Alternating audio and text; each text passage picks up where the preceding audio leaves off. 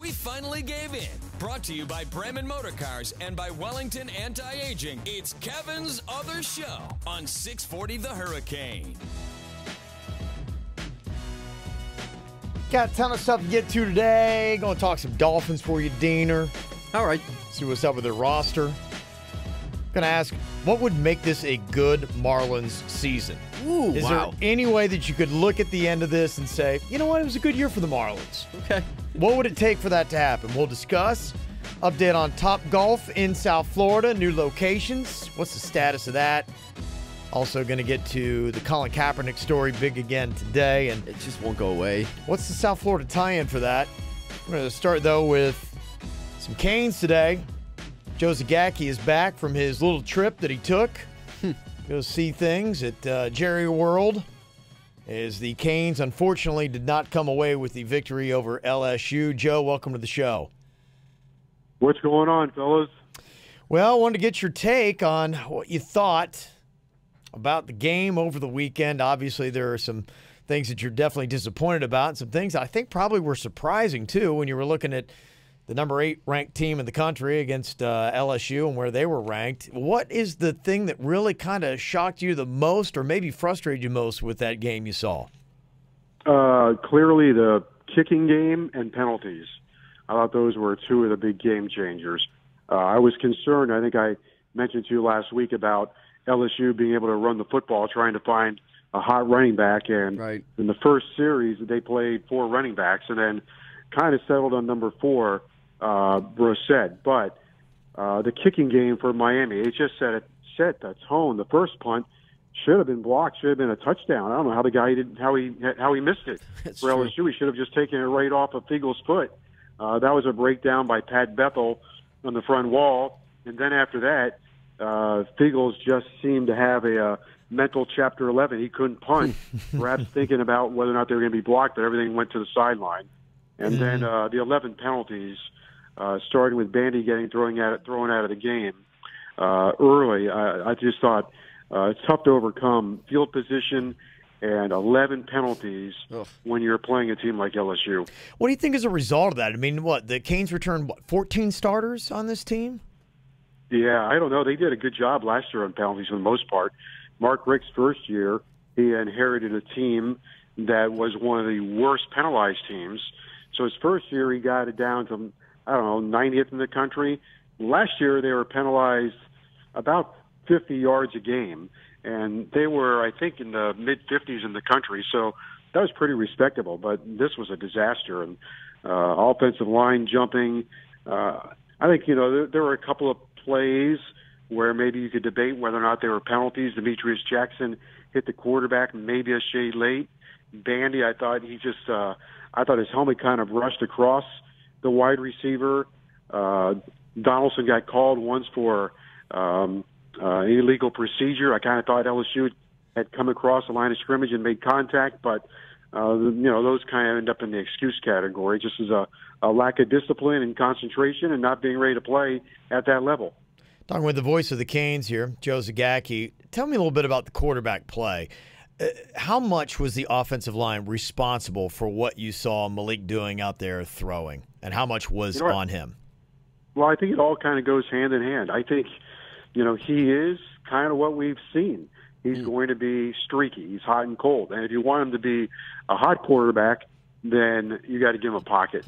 You got to give him a place to stand back there and set up and scan the field and throw it. But if you think he's going to be able to always complete passes under duress, he's just not that kind of player. He's going to run around. There were plays that he zigged and he zagged and he ran around, threw the ball out of bounds. So that was probably better than throwing it to the other team 3 more times. Mm-hmm. But he's like a pitcher that has trouble finding the strike zone. Even when he is protected, he's going to overthrow guys. And what's a little bit frustrating is, you hear, the play calling, except no one ever says, the guy was wide open, you airmailed it. Yeah. Pretty good play when you get him wide open. Mm-hmm. And then the other problem is for Miami, and I know this is very frustrating for Coach Richt, is your game plan revolved around Ahman Richards.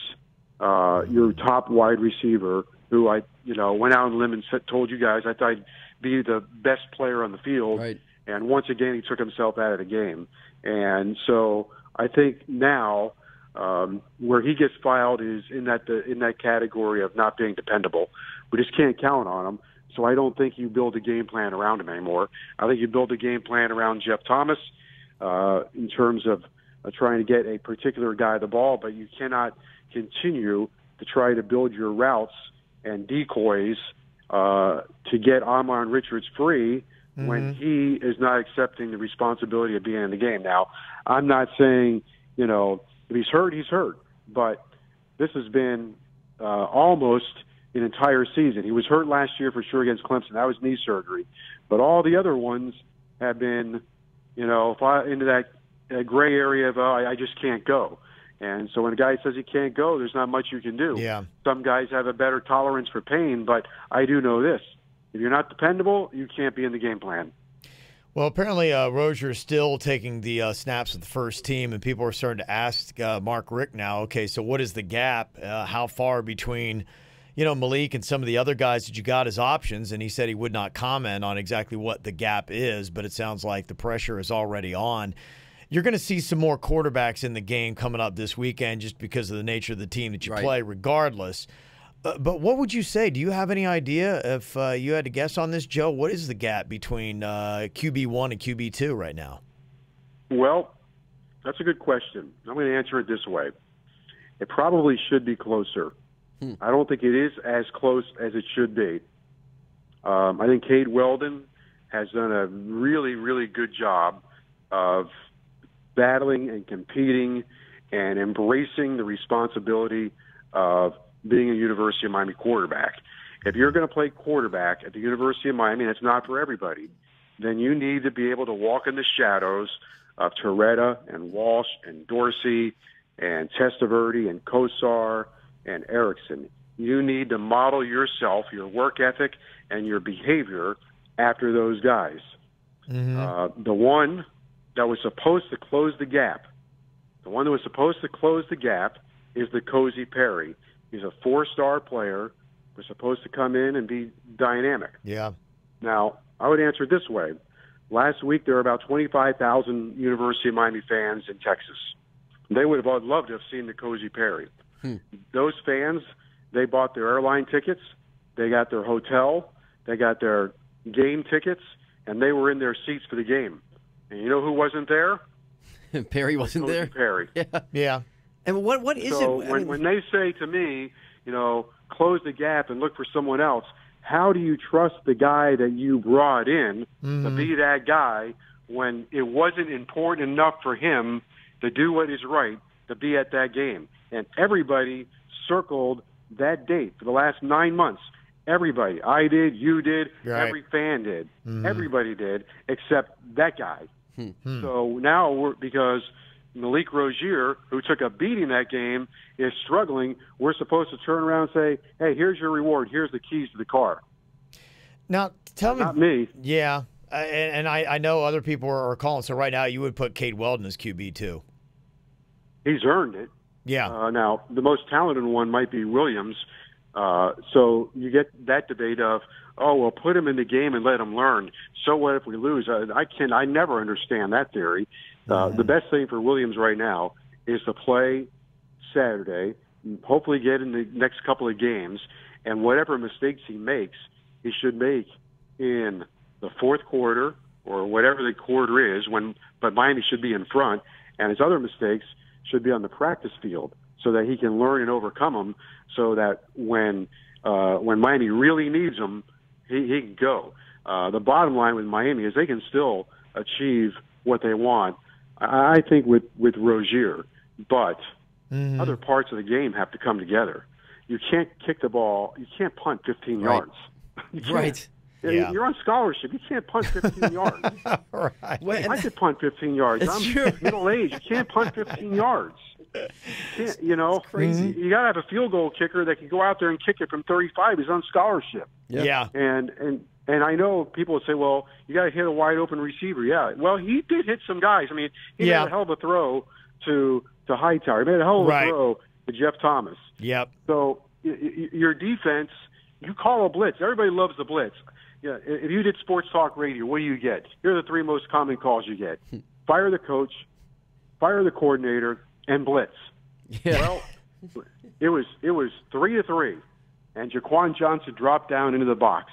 Miami put an overload on one side, and you know what LSU did? That quarterback, he backed up and he waved his fingers one way and he waved his fingers the other, and they ran to the left. And what Miami should have done was bail out of that blitz.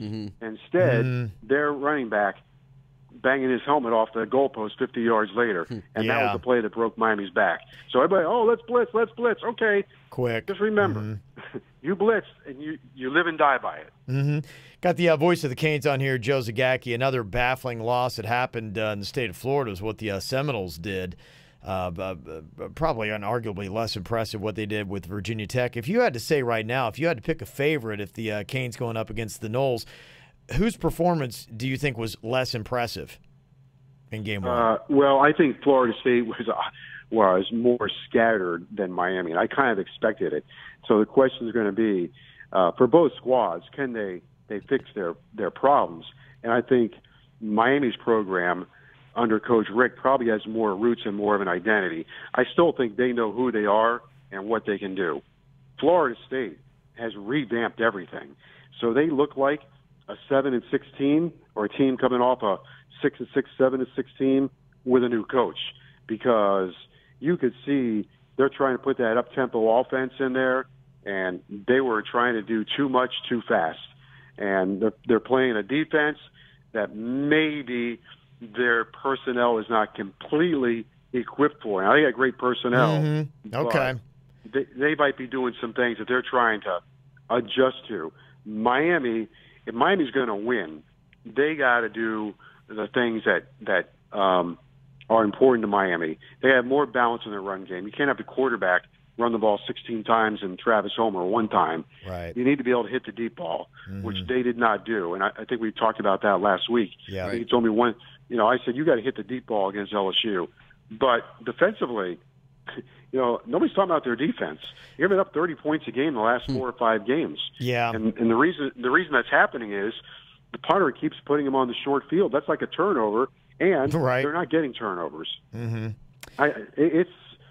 So they got to get back to getting turnovers, getting negative plays, and forcing the offense to play on the long field. And what these 3 games, I would also say what I think has shown us, number one, they've lost to number 2, number 5, and number 15. And I'm not sure that number 15 can't beat number 5.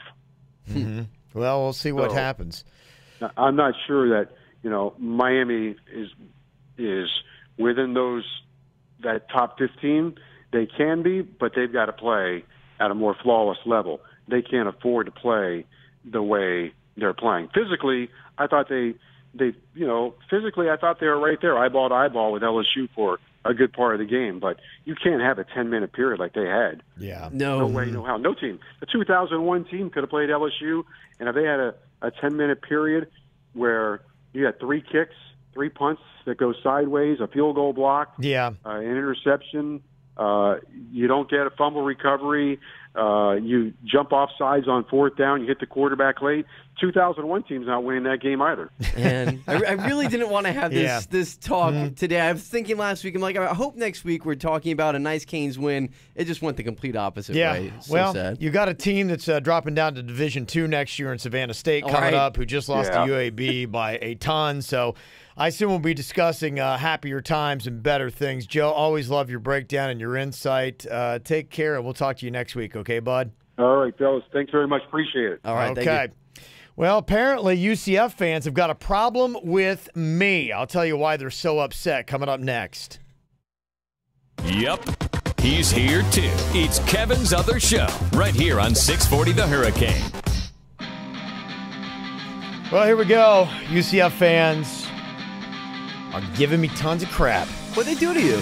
Well, he's had on the voice of the Canes, Joe Zagacki. We are 640 The Hurricane. We do run the Canes, so we're very Cane-centric. It is South Florida. I get it. But there's a lot of mouths to feed in the state of Florida when it comes to college football. It's like we have 7 kids with all the schools. Well, I mean, my gosh, even down here, I feel really bad. Sorry, Butch Davis. But, if we give an FIU any love at all, no. Nothing at all. I think that's the first time we actually mentioned them so far. Completely have ignored FIU. There's just so many mouths to feed. And the UCF fans are very upset. John sent in an email. He said, look, I listened to Monday's episode of both KVJ and Kevin's other show, and in both shows you talked about how the weekend was overall bad for Florida college football, stating the losses to FSU, UM, and FAU, finishing with the Gators won, and that's pretty much it for Florida.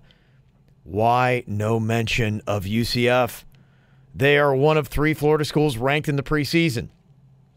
This week, they're the highest-ranked school in Florida. UCF opened their season with a conference game on the road and won big.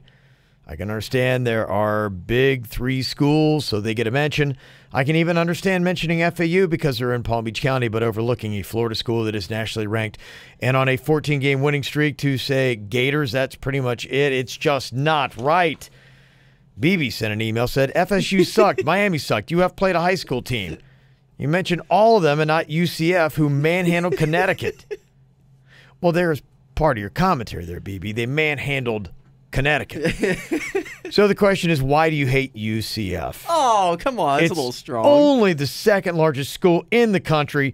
Do you not think that there are a lot of your listeners that went there? That's a very good point, BB. Getting killed. You know what? Bad on you, Kev. I blame you for this. You do, yes, huh? I'm with BB and with John. Was his name John? John. Okay, good. I got it right. I'm with them. Bad Kev. I'll try to give you a little bit more love. But here is what I will say, and you're right. FAU is in South Florida, yes. So they do get a little bit more attention to us. And UCF probably will. We'll see how they do. And coming up in just a couple of weeks, we're going to have that big matchup. Yeah, I can't wait for that. But I got to tell you, I think that there is something to it. And a big part of it is, and I think it's a problem with the NCAA, it's Power 5.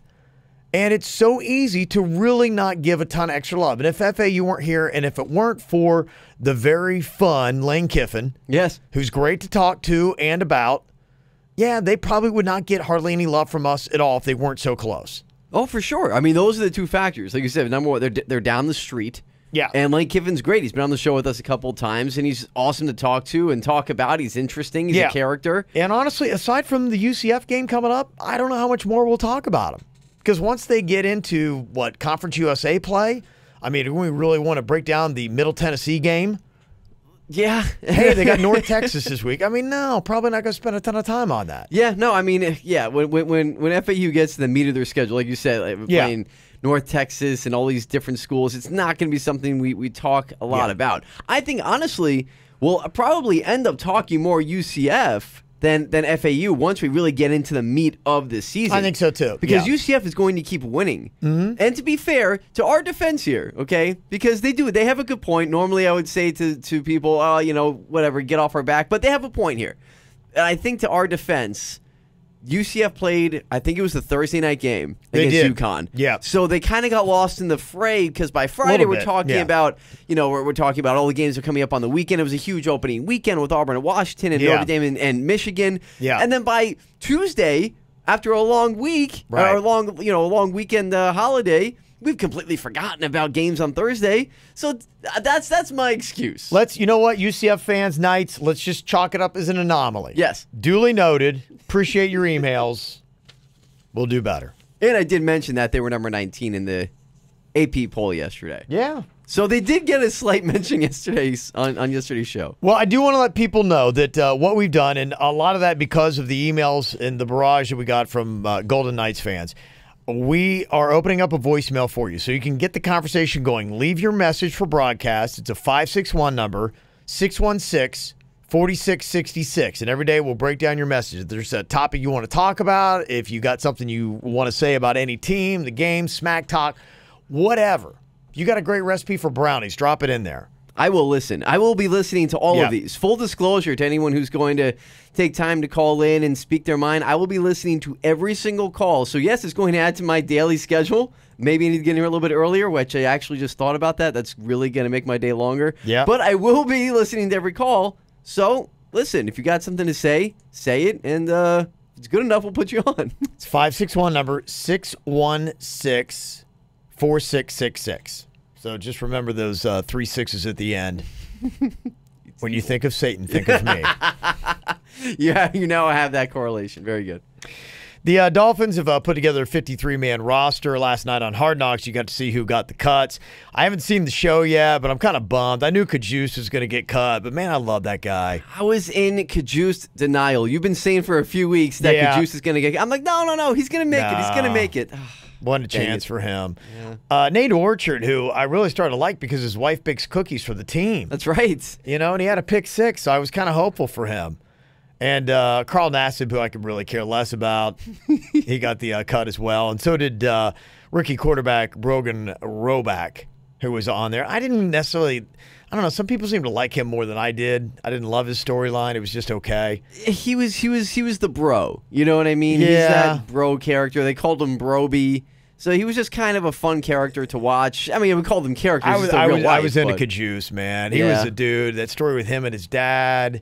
And his dad, has like a heart attack a minute, It's crazy. Yeah, just how close they were and how he whistles to him and like they whistle back and forth, man. I was like, that's a great story. And plus, that's a guy, too, who's been on 3 different squads, and he just he's never made a game day roster before. And, you feel for guys like that who are career journeymen, not even journeymen in the sense of a regular season, but just trying to make a team, just trying to make a 53-man roster. That's why that show's really kind of cool. You get to see the struggle and how tough it is, when they're playing for their lives. Carl Nassib already got picked up on waivers by the Buccaneers. Nate Orchard met with the Bills yesterday, and he's with the Jets today, so those guys might pick up somewhere else. But no word about Juice, man. Kajust. I'm hoping, man. Yeah. It's not like he was a bad player. I mean, from what I saw, he get the job done. I mean, I don't know. I think maybe it was the blocking thing that was throwing them off. I don't know. Wasn't a great blocking tight end. Who knows? Poor Kajust. Yeah. He got a lot of love from that show, though. Hopefully it'll, work out for him. Yeah, hopefully.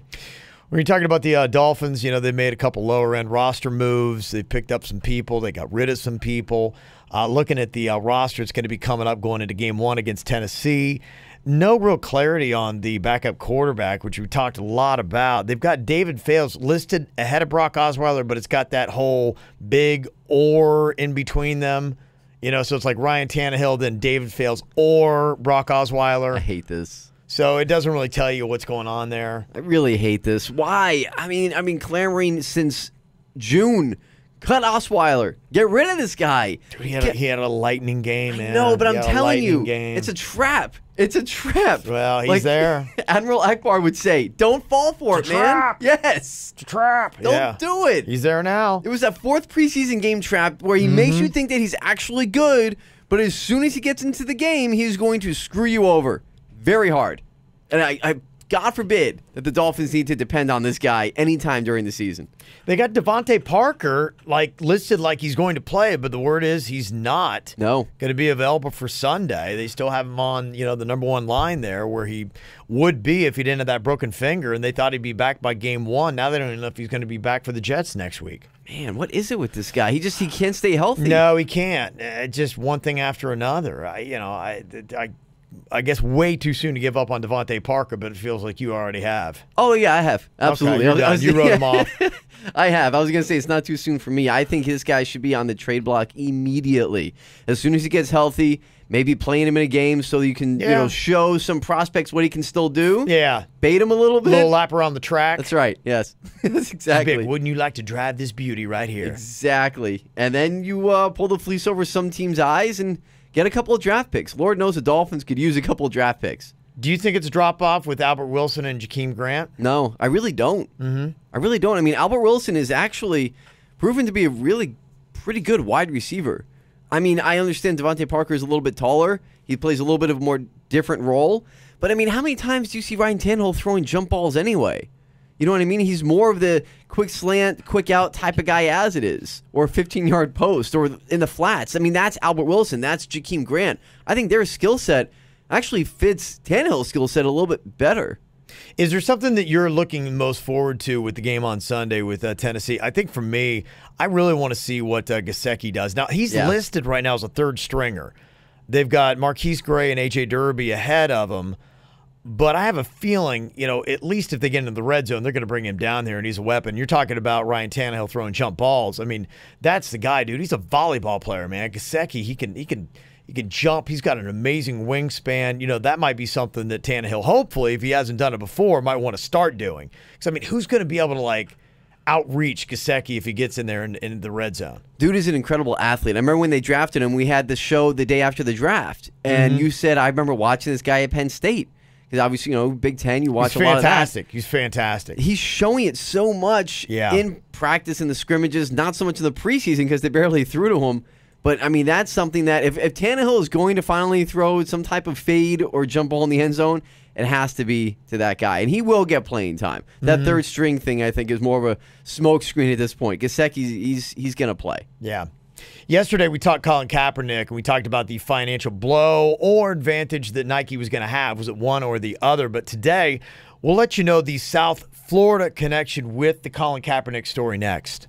Be part of the show on Twitter at 640 The Hurricane, hashtag Kevin's Other Show.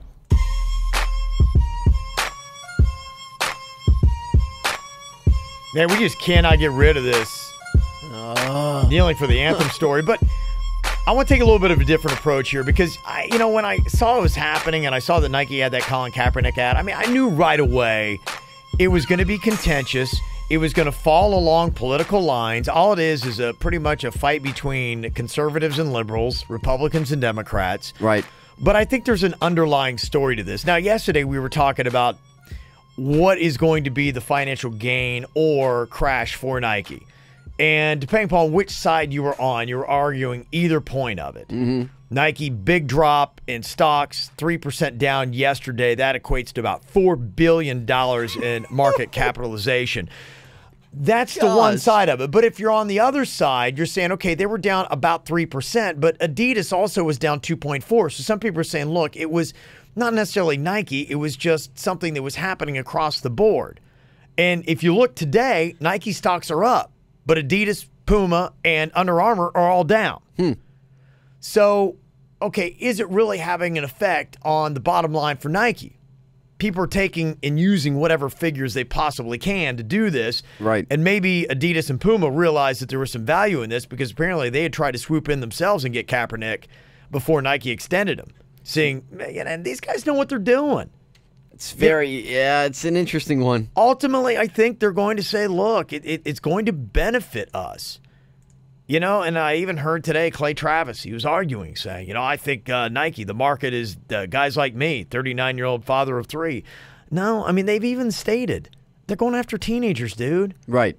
And your dad. You wear cargo shorts and flip-flops. You admit it. That's right. My kid got so many pairs of Nikes. He's big into that. He watches that. He cares about that. That's a younger demographic. That's who they're going after. Leaning on the side of Kaepernick is going to favor them in that respect. Yes. Ultimately. Yes. Of course, President Trump had to sound off on it. I thought the interesting thing was, they were using Pat Tillman in there. And your point yesterday on the show was the verbiage that they used in that. The believe in something, even if it means sacrificing everything. Yeah. And people were flipping out Kaepernick and saying Pat Tillman is the face. And they were putting him in there with the same verbiage. And Pat Tillman's widow has stepped up and issued a statement saying, look, Pat's service, along with that of every man and woman's service, should never be politicized in a way that divides us. We are too great of a country for that. So she's like, leave my husband's name out of your mouth. Yeah, and I'm actually glad she did that because even when I first saw that, I mean, that was going around all day yesterday. Anywhere you looked at, if you want to call it a meme at that point, was going around. And when I saw it, I'm like, at first it was pretty poignant. I'm like, yeah, that would make sense to have his face with that quote. But then I thought, do we really want to be doing this as far as putting his name out there? I mean, how's the family going to feel? Did anybody ask permission for this? So I'm happy that at least his widow has come out and kind of clarified to people, say, leave us out of this. Well, it's trying to be divided down the line of patriotic or not, liking our police or not. And I read an article today that really framed this well for me. And I hope everybody would have an open mind and try to understand new things. And with this whole argument I am, because I love patriotism and I love police. I love the NFL and I love our anthem and I love our flag. I love all those things. Sure. But there's some things about life that I don't fully understand with where I'm from and who I am. And there was an interesting South Florida tie with the whole Kaepernick story and something I didn't even realize. And we all know the Corey Jones story. He's the 31-year-old that was shot to death by the Palm Beach Gardens police officer when his SUV broke down. Yes. I did not know that he is a cousin to former Baltimore Ravens, Seminole, and Pahokee great Anquan Boldin. I was unaware of that.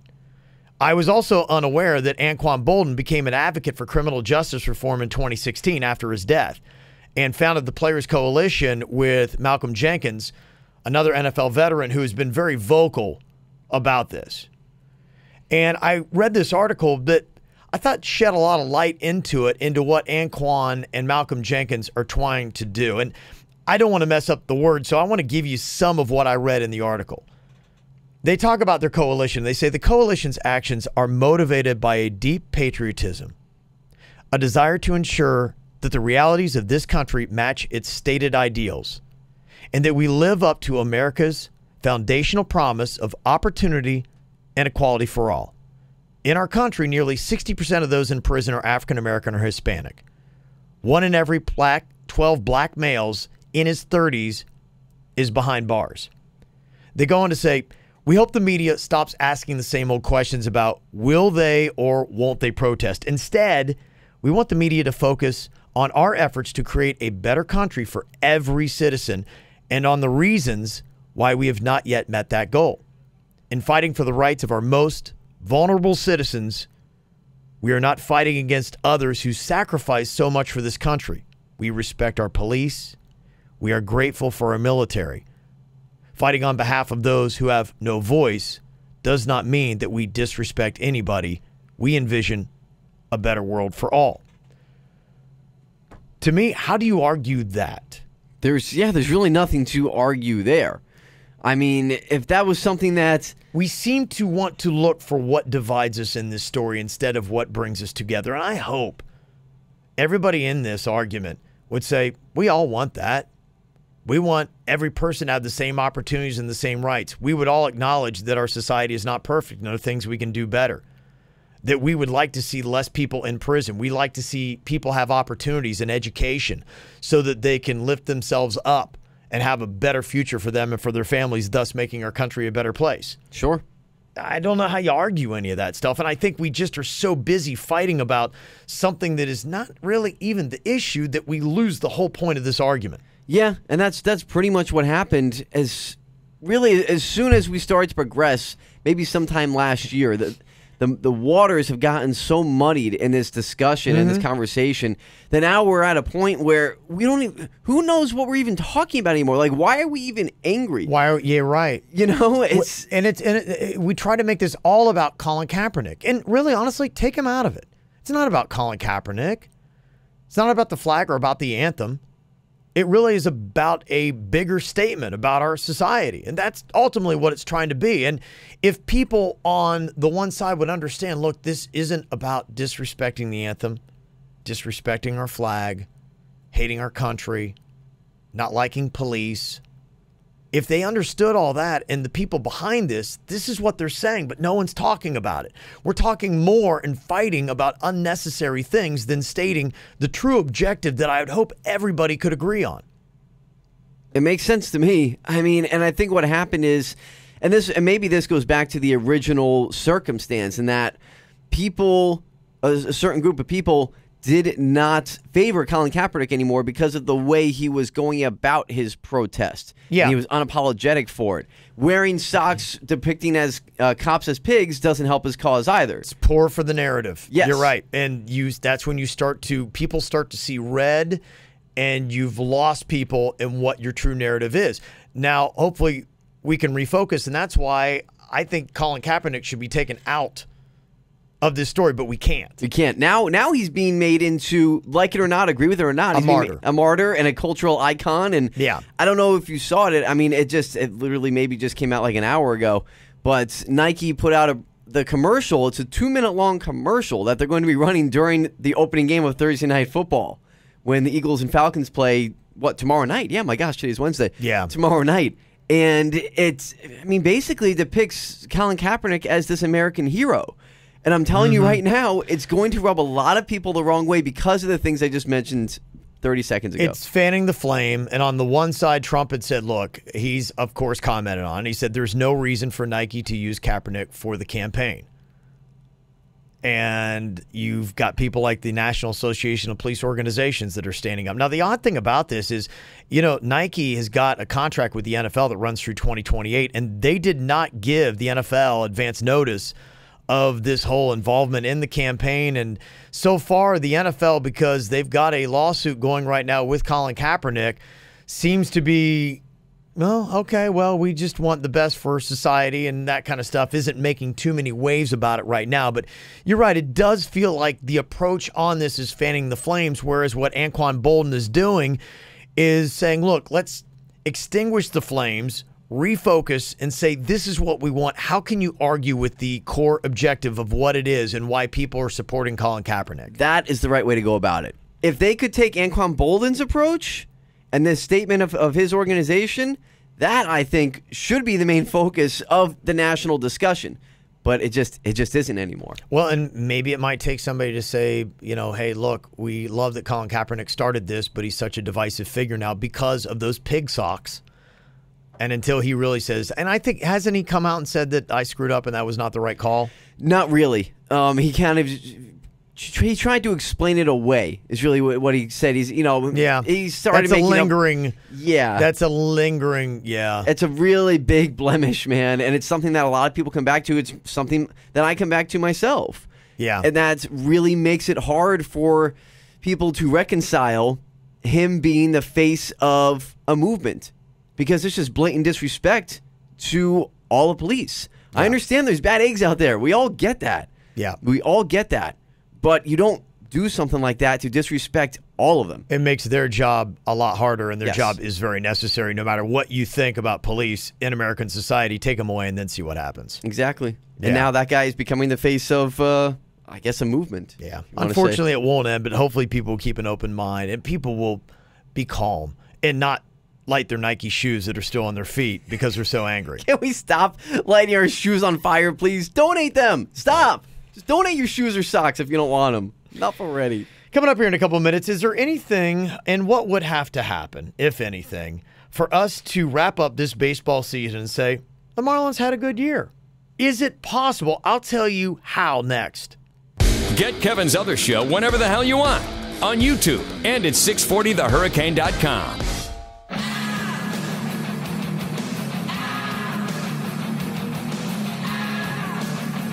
I got to tell you, this year for the Marlins, total success. Okay, how so? I'm not saying that now. I'm saying maybe it could be said at the end of the season. Okay. And what would it take for you to say it? A lot. I'm not even sure if it's possible for me to get to that point, but go ahead. Let me frame this in. Tell me, if this happened, would you say the Marlins had a successful season? All right, what do you got? Now, got? last year, with that amazing outfield that they had, the sluggers and everything else that was out there, you had your Stanton and you had your Yelich that was out there and Ozuna. And, all those guys are actually doing fantastic for their other teams. They would have done great for the Marlins this year. But the Marlins wrapped up last year, obviously not making the playoffs, winning 77 games. Now, the Marlins need to win 15 of their next 24 to finish the season at 70. 7 off from where they were last year with higher payroll and less prospects and a farm system that was completely at the bottom of baseball. Now it's risen to somewhere in the middle. You've got some prospects and some people like, until, last night he didn't have a good outing, but Trevor Richards before last night's disastrous outing where he only went 1 1/3 inning. Whoops. Before in his previous 12 had posted a 3.55 ERA. Done some really good stuff. You're like going, okay, this guy's looking pretty solid.